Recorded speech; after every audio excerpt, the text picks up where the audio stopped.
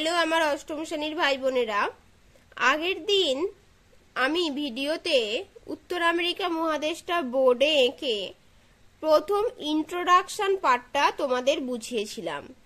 উত্তর আমেরিকা মহাদেশটার দক্ষিণ আমেরিকা মহাদেশের সঙ্গে কিভাবে যুক্ত হয়ে আছে, তার কোন দিকে কোন মহাসাগর, সেগুলো সব বোর্ডে এঁকে বুঝিয়েছিলাম।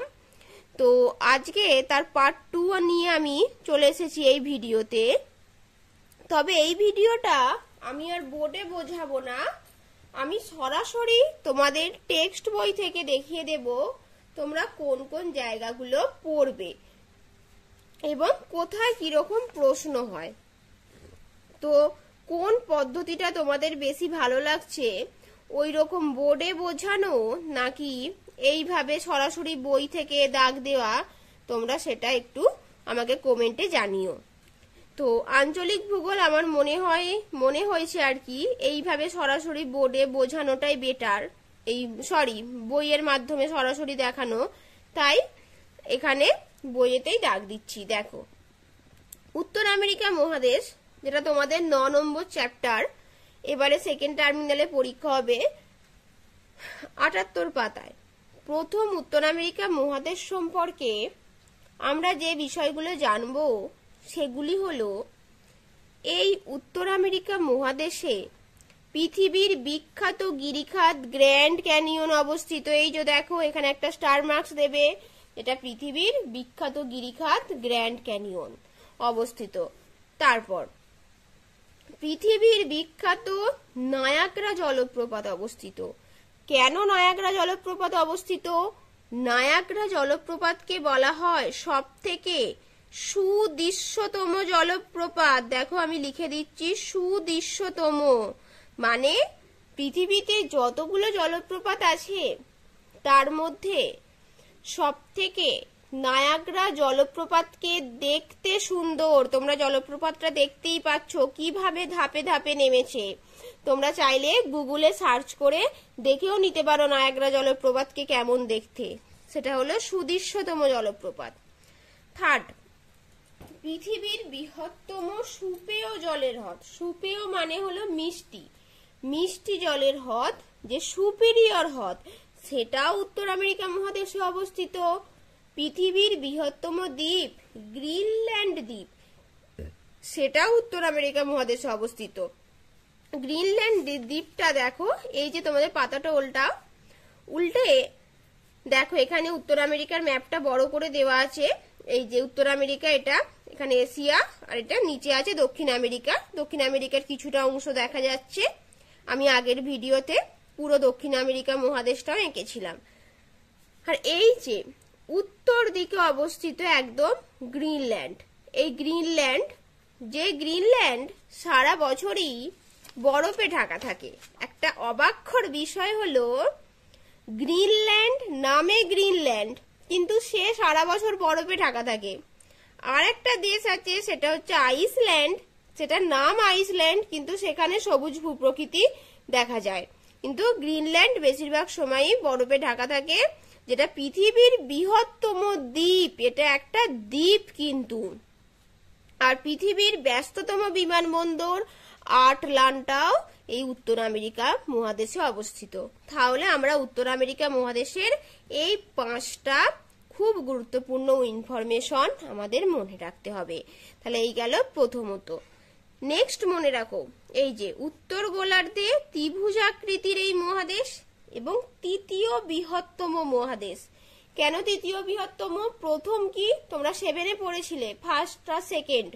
প্রথম এশিয়া, প্রথম বৃহত্তম, দ্বিতীয় বৃহত্তম আফ্রিকা, থার্ড বৃহত্তম বা তৃতীয় বৃহত্তম মহাদেশ হলো উত্তর আমেরিকা। তাহলে এটা একটু মনে রেখো, যেটা আয়তনে ভারতের 6 গুণ, এবং আমেরিগো ভেসপুসি নামে পর্তুগিজ নাবিক এই মহাদেশটি আবিষ্কার করেন।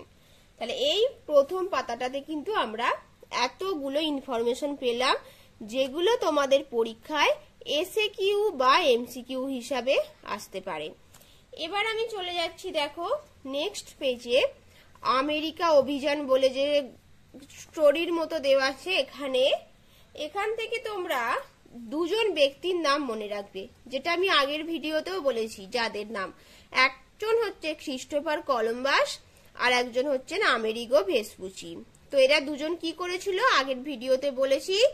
ক্রিস্টোফার কলম্বাস, যিনি উত্তর আমেরিকা মহাদেশে উপস্থিত হয়ে তাকে ভারতীয় দ্বীপপুঞ্জ বলে ভুল মনে করে, এবং পরবর্তীকালে ওই ক্রিস্টোফার কলম্বাস যে পথে গিয়েছিলেন সেই পথ অনুসরণ করে আমেরিগো ভেসপুচি এই উত্তর আমেরিকাটা ভূখণ্ডটা বলেন যে এটা একটা নতুন ভূখণ্ড, অর্থাৎ তিনিই প্রথম বলেন যে এটা ভারতীয় দ্বীপপুঞ্জ না, এটা একটা নতুন ভূখণ্ড, এবং তার নাম অনুসারে, আমেরিগো ভেসপুচির নাম অনুসারে আমাদের এই মহাদেশটার নাম হয়েছে আমেরিকা।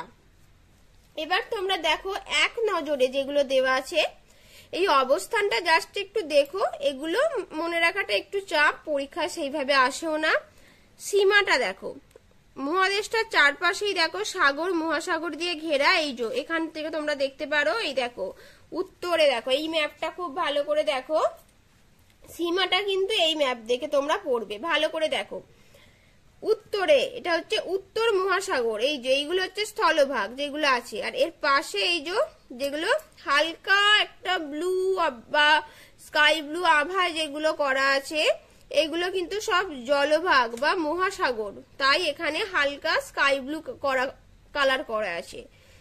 তাহলে তোমরা দেখো উত্তর দিকে এটা, তাহলে উত্তর দিকে কি, এই যে উত্তর মহাসাগর বা সুমেরু মহাসাগর এখানে। তারপর দেখো পূর্ব দিকে চলে যাচ্ছে আমাদের আটলান্টিক মহাসাগর এবং পশ্চিমে প্রশান্ত মহাসাগর। এছাড়া ছোট ছোট দেখো এখানে মেক্সিকো উপসাগর আছে। এই জায়গাটা আগে কিন্তু ম্যাপ চিনতে হবে, আঞ্চলিক ভূগোলে ম্যাপ দেখে পড়তে শেখো, তাহলে এগুলো খুব ভালো করে তোমাদের মনে থাকবে। ম্যাপটা মাথায় গেঁথে নাও। মেক্সিকো উপসাগর, এখানে দেখো ক্যালিফোর্নিয়া উপসাগর, এই দুটো দক্ষিণ ভাগে পড়ে যাচ্ছে, এবং এখানে উত্তর পূর্ব কোণ বরাবর অবস্থান করছে হাডসন উপসাগর। তাহলে এগুলো একটু দেখে নাও, দেখে নিয়ে এবার তোমরা সীমাটা তোমাদের বই থেকে পড়ে নাও, তাহলে দেখবে আর ভুলবে না। তারপর চলে যাচ্ছে পানামা খাল আর বেরিং প্রণালীর কথা, যেটা আমি আগের ভিডিওতে পুরো এঁকে দেখিয়ে দিয়েছি বোর্ডে। প্রধান নদী মিসিসিপি মিসৌরি, খুব গুরুত্বপূর্ণ, স্টার মার্কস দিয়ে রাখবে। মিসিসিপি মিসৌরির বৈশিষ্ট্য কি, এই নদীর বদ্বীপ পাখির পায়ের মতো দেখতে, এবং উচ্চতম শৃঙ্গ হলো ম্যাককিনলে, এই নামটাও মনে রাখতে হবে। তাহলে এই গেল আমাদের উত্তর আমেরিকা মহাদেশের বেসিক ইনফরমেশন। এবার দেখো তোমরা পানামা যোজক ও পানামা খাল, এই এখানটা কিন্তু খুব ভালো করে পড়তে হবে। পানামা যোজক কি, পানামা খাল কি, এখানটা একটু পড়ে নেবে, এখানটা পুরো এখান থেকে এই পর্যন্তই পড়তে হবে। আর তারপর এই যে পানামা যোজকটি কেটে কত সালে পানামা খালপথ করা হয়, 1914, এই সালটা মনে রেখো। ওকে, তাহলে এখান থেকে এগুলোই পড়ো। এবার আমি চলে যাচ্ছি নেক্সট পেজে।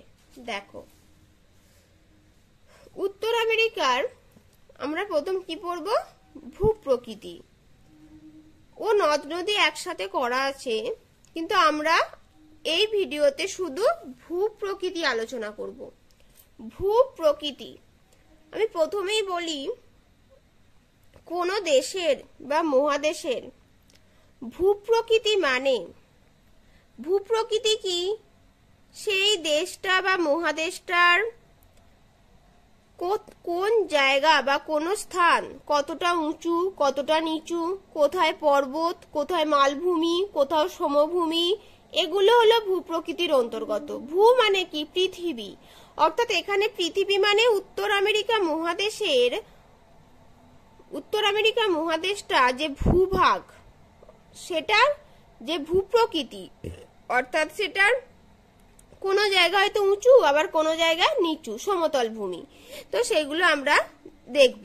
অর্থাৎ ভূমিরূপের বৈচিত্র্যতা, ভূপ্রকৃতিকে আমরা সহজে বলতে পারি ভূমিরূপের বৈচিত্র্যতা। তো দেখো প্রথমেই দেখো, যেটা আমি আগের ভিডিওতে এঁকে বুঝিয়েছি, ভূপ্রকৃতির তারতম্যের ভিত্তিতে উত্তর আমেরিকা মহাদেশকে তিনটে ভাগে ভাগ করা হচ্ছে। এক পশ্চিমের পার্বত্য অঞ্চল, মধ্যভাগের সমভূমি অঞ্চল, এবং পূর্ব দিকের উচ্চভূমি, এবং তার মাঝে আছে কানাডীয় বা লরেন্সীয় উচ্চভূমি। অ্যাকচুয়ালি 4টে ভাগ, মূলত 3টে, তোমরা এখানে 4টে ভাগও লিখতে পারো। তো প্রথম ভাগটা দেখো, পশ্চিমের পার্বত্য অঞ্চল, আমরা এখানে 1 নম্বর পয়েন্ট করে নিতে পারি পশ্চিমের পার্বত্য অঞ্চল। পশ্চিমের পার্বত্য অঞ্চল কি? এই যে এই জায়গাটা পশ্চিমের পার্বত্য অঞ্চল, আমরা আগের ভিডিওটাতে দেখে নিও, আমি এঁকে দিয়েছি এখানে। তোমাদের টেক্সট বই কিন্তু এগুলো আঁকা নেই, আমি কিন্তু নিজের মতো করে বোঝানোর জন্য আগের ভিডিওতে এঁকে বুঝিয়েছি। তাহলে এই পশ্চিম দিকটা এখানে পশ্চিমের পার্বত্য অঞ্চল। তাহলে দেখো এখানে এই পশ্চিমের পার্বত্য অঞ্চল টেক্সট বইগুলোতে কিন্তু একটানা লেখা আছে, কিন্তু আমি তোমাদের সুবিধার্থে বলবো একটু পয়েন্ট করে নিতে। প্রথম পয়েন্ট আমি করেছি বিস্তার বা অবস্থান, বিস্তার বা অবস্থান। তাহলে পশ্চিমের পার্বত্য অঞ্চল কোন স্থান থেকে কোন স্থান পর্যন্ত বিস্তৃত? কি এই অঞ্চলটি উত্তর আমেরিকা মহাদেশের পশ্চিম প্রান্তে প্রশান্ত মহাসাগরের উপকূল বরাবর বেরিং প্রণালী থেকে শুরু করে, এই যে বেরিং প্রণালী, এই বেরিং প্রণালী থেকে শুরু করে একদম পুরো দক্ষিণে পানামা খাল, এই যে এখানটা পানামা খাল, তাহলে এই জায়গাটা পর্যন্ত পুরো বিস্তৃত। তারপর এই কর্ডিলেরা আরো দক্ষিণ দিকে আন্দিজ নামে দক্ষিণ আমেরিকা মহাদেশে প্রসারিত হয়েছে। কারণ উত্তর আমেরিকা মহাদেশে কি এখানে আছে রকি পর্বত, এবং দক্ষিণ আমেরিকা মহাদেশে আন্দিজ যে ভঙ্গিল পর্বত। তাহলে এই এখানে তাহলে যেটা আন্দিজ নামে দক্ষিণ আমেরিকা মহাদেশে প্রসারিত হয়েছে, এই পর্যন্ত তোমরা বিস্তার লিখতে হবে। তারপর এই পার্বত্য অঞ্চলটি তারপরে যে শুরু হচ্ছে, এই যে প্রসারিত হয়েছে এই পর্যন্ত হয়ে গেল বিস্তার। তার পরবর্তীতে তোমরা বৈশিষ্ট্য বলে একটা পয়েন্ট করে নাও, ওকে? এগুলো এইভাবে পড়ে খাতায় লিখলে খুব ভালোভাবে মনে থাকবে, এবং পরীক্ষায় লিখলে 5 মার্কসের আসে যদি 5-এ 5 পাওয়া যায় এইভাবে লিখলে।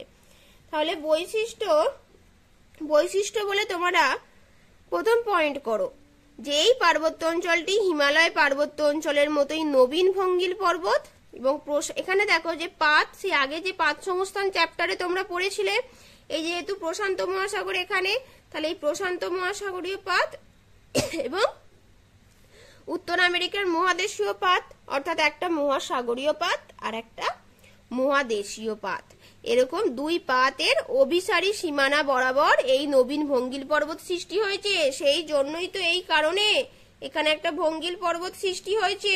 ভঙ্গিল পর্বত আছে বলেই এটাকে আমরা বলছি পশ্চিমের পার্বত্য অঞ্চল। যে পর্বতগুলো একে অপরের সঙ্গে যুক্ত চেন বা শৃঙ্খলের মতো, তাই এটাকে বলা হচ্ছে কর্ডিলেরা। তো এখানে রকি পর্বত অবস্থিত আর কি। তারপর দেখো, তাহলে এটা হয়ে গেল। এই পর্যন্ত লেখো যে এই পার্বত্য অঞ্চলটি হিমালয়ের মতো নবীন ভঙ্গিল পর্বত, প্রশান্ত মহাসাগরীয় পাত, উত্তর আমেরিকা বলে এখানে সৃষ্টি হয়েছে এই পর্যন্ত, এবং এর মধ্যভাগ চওড়া এবং দুপ্রান্ত ক্রমশ সরু হয়ে গেছে। এবং এখানকার প্রধান প্রধান পর্বত শ্রেণীগুলো হলো coast range, Alaska range, Brooks range, এইসব বলে দিও একটু। এখানে 2 নম্বর পয়েন্ট করে নাও, এই যে এখানকার প্রধান প্রধান পর্বত শ্রেণী, তাহলে এখান থেকে তোমরা 2 নম্বর পয়েন্ট করো, যেটা 2 নম্বর পয়েন্টে তোমরা পর্বত শ্রেণীগুলোকে বোঝালে, যার মধ্যে সব থেকে গুরুত্বপূর্ণ এই যে মাউন্ট ম্যাককিনলে, যেটা এই পার্বত্য অঞ্চলের উচ্চতম শৃঙ্গ। তাহলে এইগুলো হয়ে গেল পর্বত শ্রেণী 2 নম্বর পয়েন্টে। 3 নম্বর পয়েন্টে তোমরা করে নাও পশ্চিমের এই পার্বত্য অঞ্চল প্রধানত যেসব নদীগুলো প্রবাহিত হয়েছে, অর্থাৎ নদ নদীগুলো আমরা বলবো এই অঞ্চলে। কয়েকটা নদীর নাম দিয়ে দাও, কলোরাডো, ফ্রেজার, এগুলো যেগুলো গিরিখাত সৃষ্টি করেছে। তো হয়ে গেল এটাই। তারপর কর্ডিলেরাটা পড়ে নাও তোমরা। কর্ডিলেরা মানে যেটা শৃঙ্খল, যেটা আমি আগের ভিডিওতেও কিছুটা বলেছি। তাহলে কর্ডিলেরাটাও পরীক্ষায় 2 মার্কসের আসে। এবং তারপর গুরুত্বপূর্ণ হলো মৃত্যু উপত্যকা। মৃত্যু উপত্যকা কি দেখো, পশ্চিমের পার্বত্য অঞ্চলের ক্যালিফোর্নিয়ার দক্ষিণ পূর্ব অংশ, অর্থাৎ এই যে আমাদের দেখতে পাচ্ছ ক্যালিফোর্নিয়া উপসাগর, এই ক্যালিফোর্নিয়ার দক্ষিণ পূর্ব অংশ অর্থাৎ এই জায়গাটা অংশের এই উপত্যকা সমুদ্র পৃষ্ঠ থেকে প্রায় 90 মিটার নিচু, যার ফলে এখানে এত বেশি লবণ যেখানে কোনো জীব বেঁচে থাকতে পারে না। যেহেতু কোনো জীব এখানে বেঁচে থাকতে পারে না, তাই আমরা এই অঞ্চলটাকে বলি মৃত্যু উপত্যকা, যার উষ্ণতম স্থান, যেটা পশ্চিম গোলার্ধের উষ্ণতা থাকে 56 ডিগ্রি সেন্টিগ্রেড। এই মৃত্যু উপত্যকাটাও তোমাদের খুব ভালো করে পড়তে হবে, এটাও পরীক্ষায় আসে। তো এইভাবে তোমরা ভূপ্রকৃতিটাকে টেক্সট বইয়ের মধ্যেই নিজেরা একটু ম্যাপ দেখে বুঝে পয়েন্ট করে পড়ে খাতায় লিখে নাও, দেখবে আর ভুলবে না। তো আজকের ক্লাস এই পর্যন্তই। আশা করছি আমার ভিডিওটি ভালো লাগলো। সকলে সুস্থ থেকো এবং মনোযোগ সহকারে পড়াশোনা করো।